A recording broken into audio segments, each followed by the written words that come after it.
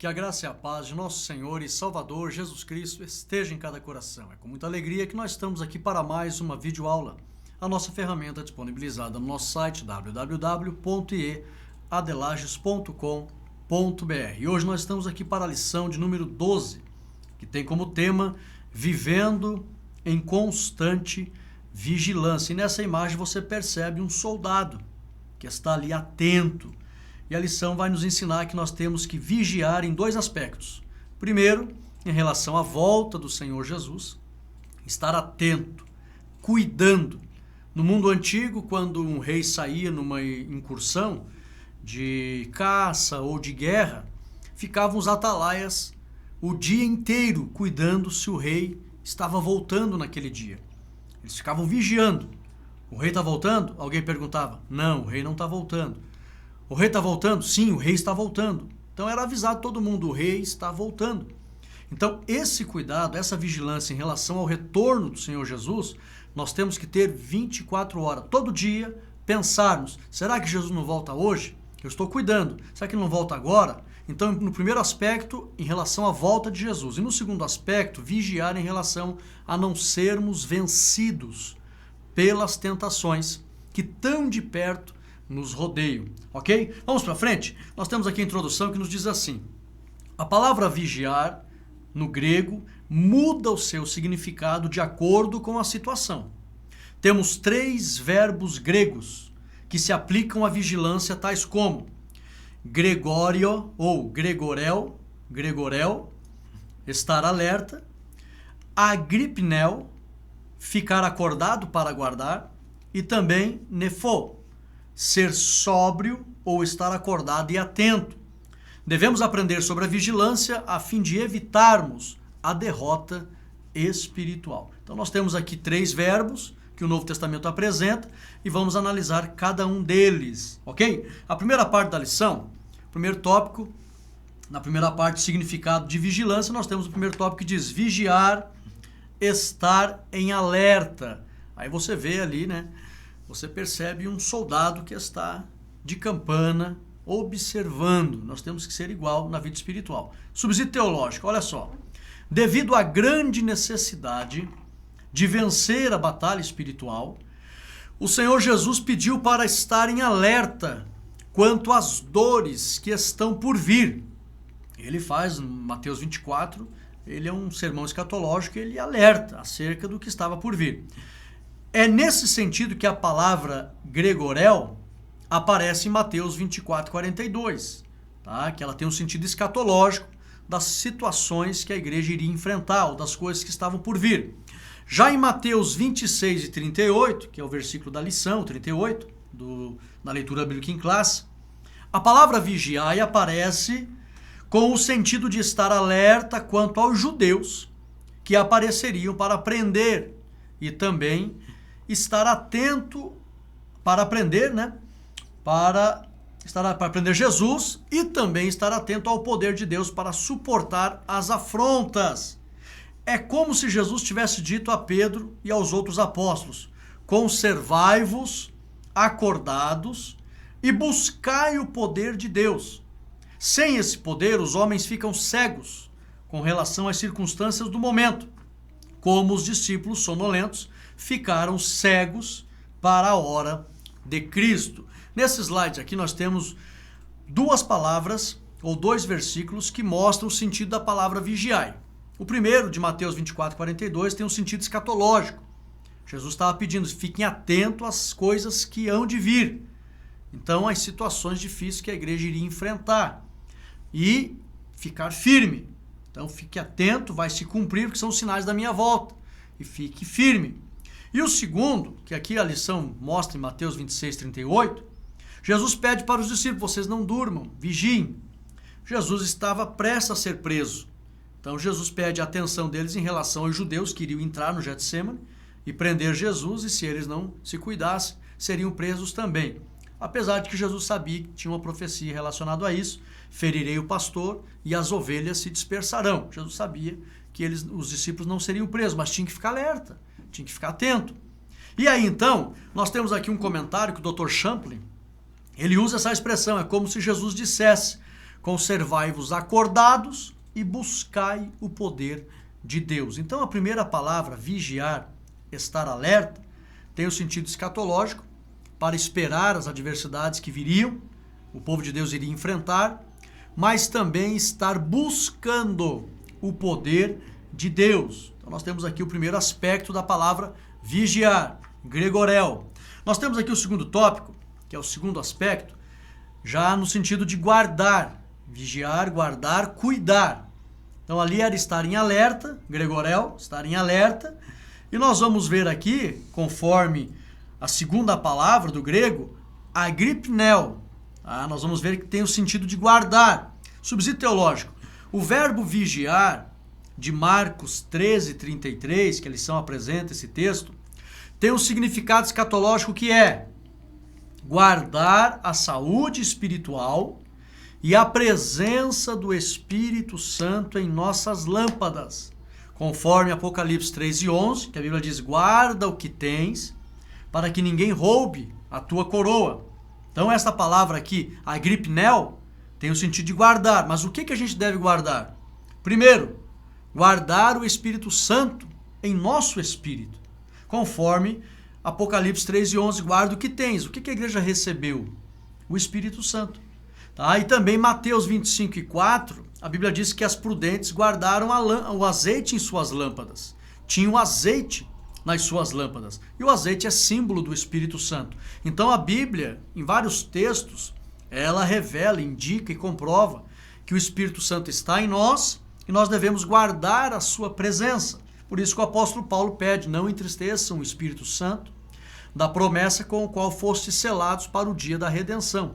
Então, esta palavra agripnel tem o sentido de guardar. E nós aprendemos pela Bíblia que nós temos que guardar a presença do Espírito Santo, a fim de manter o preparo espiritual para o retorno de Cristo. Então, a segunda palavra do grego agripnel, guardar. Então, nesse sentido, guardar é um sentido escatológico, Marcos 13:33. Se você for ver o contexto, Jesus está falando da vinda dele. Ele até diz, vigiai, orai, olhai, vigiai e orai, porque não sabeis o dia da vinda do Filho do Homem, ou da minha vinda. Então é um sentido escatológico, e a palavra guardar está relacionada a manter a presença do Espírito Santo em nossa vida. Aprenda isso, guarde bem isso.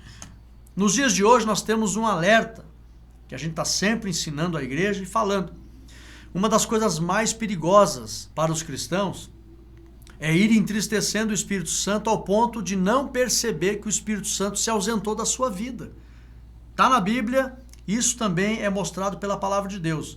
Sansão, diz a Bíblia, não sabia ele que o Espírito não estava mais nele.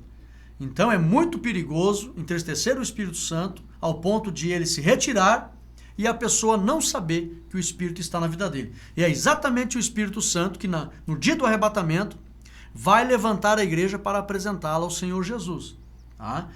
Ele é o Eliezer, lá de Gênesis. A Bíblia diz que Eliezer trouxe Rebeca e apresentou Rebeca para Isaac. Isso ali é símbolo do que vai acontecer. O Espírito Santo pega a igreja, a noiva, e apresenta para o esposo Jesus. Então temos que guardar o Espírito Santo. Vamos para o terceiro tópico, vigiar, ser sóbrio. Aqui nós já temos aqui a terceira palavra no grego, que é nefo. Guarda, vigiar, ser sóbrio. A palavra vigiar em 1 Tessalonicenses 5:6, que está na lição, esse texto, pede para que o povo de Deus não durma em relação à obediência a Deus. Paulo diz que os que dormem e se embriagam fazem isso no período da noite. Mas nós que somos do dia, no sentido espiritual, disse Paulo, não devemos dormir e muito menos se embriagar. Devemos estar acordados e lúcidos na batalha espiritual. Esse é o alerta de Paulo para a igreja. Aqui na imagem você vê dois soldados. Um soldado na posição de vigilância e o outro soldado está caído, deitado, totalmente despreparado em relação à vigilância. E aí eu chamo a atenção, nós temos que estar como o primeiro que aparece na imagem, de pé, sóbrio, vigilante, de maneira nenhuma brincar com a vida espiritual e a obediência a Deus. Então a terceira palavra, o terceiro verbo grego, nepho, significa estar sóbrio, obedecer a Deus, não brincar com as coisas de Deus, não perder a atenção à obediência a Deus. E dessa forma estaremos preparados para suportar as adversidades e prontos para aguardar o Senhor em santidade. Aleluia! Nós temos aqui a segunda parte, nós temos 3 tópicos aqui que se relacionam e eu coloquei em apenas um slide. Eu vou mostrar aqui também o local, o Jardim do Getsemane. Na primeira imagem aqui tem uma pedra à direita. Esta pedra aqui é chamada Pedra da Agonia. Eu bati essa foto aqui, nós estivemos lá, e nessa pedra, de acordo com a tradição, Jesus sentiu a agonia da crucificação. Mas vamos lá, Getsemane. Foi no Getsemane, ou prensa do azeite, que Jesus foi moído pela agonia da crucificação. Devido às muitas oliveiras que ainda há no local, havia ali a prática de prensar o azeite para o comércio.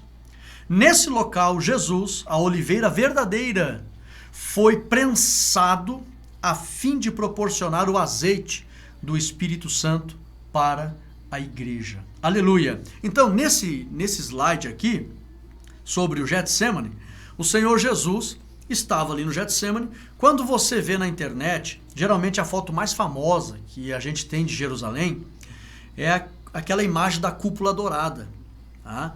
E a foto, ela está num ângulo, na mesma altura daquela cúpula. Por quê? Porque a cúpula está no Monte Sião, está ali, que no Monte Moriá, aliás, a cidade é Sião, né? O monte é o Moriá, aonde Abraão foi oferecer Isaac em sacrifício. Quando você olha na internet, tá? Quem já esteve lá pôde presenciar, mas quem não pôde ir, é só ir na internet, você vai ver a cúpula dourada. Está no Monte Moriá. Ela está, a cúpula dourada, na frente de outro monte, que é o Monte das Oliveiras. E é nesse Monte das Oliveiras que os turistas sobem ali e batem a foto do Monte Moriá, onde aparece a cúpula dourada, que é a mesquita dos islâmicos, que tem ali no Monte Moriá, que é exatamente o local do antigo templo, o Templo de Salomão. Só sobrou a parede ali do Muro das Lamentações, que também na internet todo mundo conhece o Muro das Lamentações. Então, ali na frente do Monte Moriá está o Monte das Oliveiras.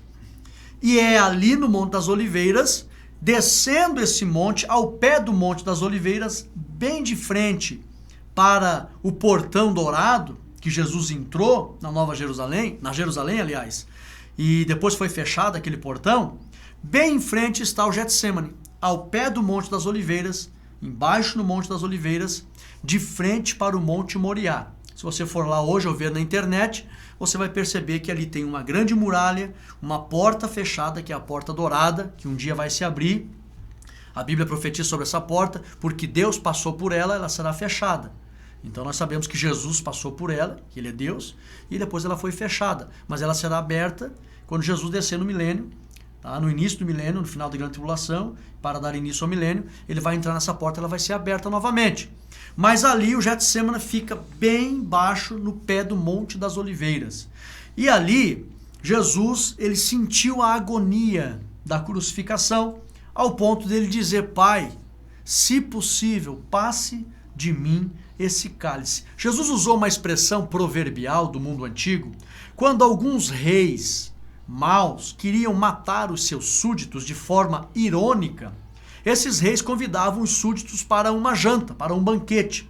Porém, o rei queria matá-los de forma irônica. O rei pegava o seu cálice, mandava que fosse colocado no cálice veneno, fazia com que os súditos que ele queria matar ficassem em fila, e o rei dava o seu cálice com veneno para a pessoa beber. Quando a pessoa se apercebia que era um veneno, a pessoa implorava ao rei, dizendo: Rei, passe de mim esse cálice. Então essa expressão significava dizer: eu não quero morrer. Até o Dr. Champlin comenta que essa passagem de Jesus sentindo agonia no Getsemane é uma das passagens mais explicativas acerca da humanidade de Jesus. Ele, como 100% homem, sentiu a angústia da morte. E Jesus estava querendo dizer: Pai, eu não quero morrer. Como homem, ele disse isso. mas não seja feita a minha vontade, mas a tua. E ele usa a expressão proverbial que era usada por súditos que não queriam morrer de forma irônica, aonde eles imploravam dizendo: passe de mim esse cálice. Houve casos, segundo historiadores, que o rei permitia, então pode ser passado. E a pessoa não morria, passava o cálice para um súdito que estava atrás, então a pessoa então bebia e morria. Jesus usa essa expressão, dizendo: Pai, passe de mim esse cálice. Aqui ele revela a sua humanidade e o medo que ele sentiu da morte. Porém, a Bíblia diz que ele foi consolado por um anjo. E como é a prensa do azeite, o Espírito Santo lhe fortalece gigantescamente. Até nós estudamos sobre os dons do Espírito. Quando a Bíblia fala espírito de fortaleza, esse espírito de fortaleza dá capacidade, inclusive, para enfrentar o martírio. É o Espírito Santo que dá capacidade aos filhos de Deus para suportar, se necessário, o martírio. E Jesus foi cheio do Espírito Santo ali. Por isso que a Bíblia diz que ele estava no Getsêmani. Somente com a unção do Espírito alguém é capaz de enfrentar a morte no nome do Senhor Deus. Somente com a unção do Espírito. E Jesus estava no Getsêmani cheio do Espírito, prensado pela agonia da morte, mas jorrando a presença do Espírito Santo e recebendo a capacidade para suportar a crucificação que estava a horas da sua frente. Jesus foi para o Getsêmani, ele estava, se você for estudar João capítulo 13, do capítulo 13 ao capítulo 17, Jesus estava ali no cenáculo, junto com os discípulos para a última ceia. Aproximadamente 6 horas da tarde, eles estavam ali, foram até quase 11 horas da noite naquele cenáculo. João 13, 14, 15, 16, 17, você vê toda a conversa que Jesus teve com os discípulos ali no cenáculo. Ficaram aproximadamente das 6 da tarde até as 11 da noite. Quando eles saem do cenáculo, eles vão para o Getsêmani, perto da meia-noite. E ali no Getsêmani, Jesus é moído pela angústia da crucificação, revela a sua humanidade, teve medo da morte, foi consolado por um anjo, foi cheio do Espírito Santo, recebe a capacidade de dizer: Pai, seja feita a tua vontade. Ali Jesus venceu a fraqueza humana, cheio do Espírito Santo, recebeu capacidade de suportar a cruz. E aí então ele é preso, vai para a fortaleza de Antônia, nós estivemos lá, foi julgado por Caifás, e depois então ele amanhece e vai para a crucificação. E aí já na tarde daquele dia, né? Porque na verdade o dia judeu daquela época, ele começava a partir das 6 horas da tarde, né? 6 horas da tarde findava então um dia e já começava o outro. Então já naquele dia mesmo, de manhã, Jesus foi condenado e à tarde ele já estava na cruz. Então, poucas horas depois, ele sabia que iria enfrentar a cruz. E todo o escárnio que recebeu dos soldados, na verdade não era uma cruz, né? A cultura ocidental faz os filmes, etc. e tal, que Jesus carregava uma cruz, mas nós sabemos que foi apenas a haste principal, carregando aquela haste, e chegando lá no Gólgota, já estava lá o outro madeiro. Então eles pregaram Jesus, fez o formato da cruz lá no Monte Caveira. E aí levantaram Jesus, e todos conhecem a história. Então aqui no Getsêmani, lugar da prensa do azeite, ele foi cheio do Espírito Santo, suportou a angústia e revelou a sua humanidade, mas venceu a fraqueza da carne e suportou tudo aquilo na unção do Espírito. Aleluia! Então, o próximo slide, você já viu aqui, tem uma foto aqui do Getsêmani, essa oliveira que aparece aqui, tá? Nós batemos essa foto ali, segundo os historiadores, ela tem mais de 2.000 anos, esta oliveira. E não só ela, tem inúmeras de oliveiras aqui, e essa oliveira, ao redor dela tem um portão de ferro, uma grade de ferro, aonde é proibido que as pessoas, os turistas, cheguem perto desta oliveira e das demais que aparecem ao redor, porque se deixasse os turistas se aproximar, cada um quebraria uma lasquinha, levaria embora e hoje já não existiria mais oliveiras ali. Então, essas oliveiras estão rodeadas por telas e cercas, né, de ferro, grades de ferro, aliás, e ninguém pode chegar perto. Vamos para frente, a terceira parte para encerrar a lição. Vem aqui agora um ponto importante da nossa lição. Exortação à vigilância. Nós temos aqui o primeiro tópico, no contexto escatológico. Subsídio teológico. Se há mais de 2.000 anos atrás, Jesus já pedia a vigilância dos discípulos quanto à sua vinda, muito mais agora, devemos estar em alerta máximo, pois o retorno de Jesus é iminente. No contexto escatológico, um dos principais aspectos da palavra vigiai é o de guardar. A Bíblia pede para guardar o que temos, que é o Espírito Santo, conforme Apocalipse 3:11. Pede também para guardar a fé, que um dia foi entregue aos santos, conforme Judas 3. E também guardar o azeite em nossa lâmpada, conforme Mateus 25:4. E lá em Provérbios capítulo 20, versículo 27, você vai ver que o espírito do homem é a lâmpada do Senhor. Aleluia. Então, aqui no primeiro tópico, no contexto escatológico, a palavra vigiar, ela está intimamente relacionada a guardar. E nos dias de hoje, nós temos que guardar a presença do Espírito Santo. Comente isso com os alunos na escola. Mantenha comunhão com o Espírito Santo. Nós temos também que guardar a fé. Jesus diz, porventura, quando eu retornar, eu acharei a fé na terra? E essa fé é o quê? A fé na palavra de Deus, na orientação de Jesus, na doutrina dos apóstolos. A lição passada nós ensinamos que hoje as pessoas que não andam na doutrina dos apóstolos estão no erro, no espírito do erro. E qual é a doutrina dos apóstolos? Existem ensinamentos bem claros. A salvação em Cristo Jesus, a salvação pela fé, pela graça, as boas obras, o amor, a justiça, a santidade, são doutrinas bem claras. Acima de tudo, crendo na pessoa do Senhor Jesus. Nós temos aí bilhões de pessoas no mundo que não acreditam em Jesus. Então nós temos que guardar a fé, principalmente na pessoa do Senhor Jesus e no seu evangelho, na sua palavra, na Bíblia. Guardar a fé nas coisas de Deus. E também guardar o azeite em nossa lâmpada, visto que o espírito do homem é a lâmpada do Senhor. E Jesus deu a receita para tudo isso. Está lá em Marcos 3:33.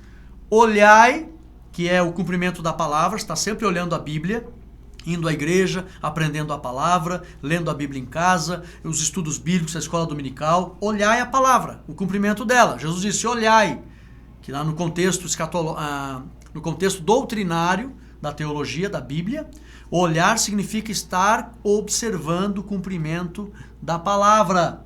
E também vigiar, que é guardar, e orar. Então nós temos que, no contexto escatológico, guardar tudo isso. Nós temos aqui o tópico 2 e 3, na vida cristã, e também vigiai e orai. Olha o subsídio teológico. Quando Jesus pede para estar em alerta e em oração, ele chama a atenção para a busca por uma vida de poder, a fim de manter a saúde espiritual e a vitória sobre as tentações. O versículo 41, a parte A ali, orai e vigiai, essa palavra, aliás, vigiai e orai, vigiar vem primeiro, vigiai e orai, a palavra vigiar acompanhada da oração está falando da saúde espiritual que Jesus está pedindo.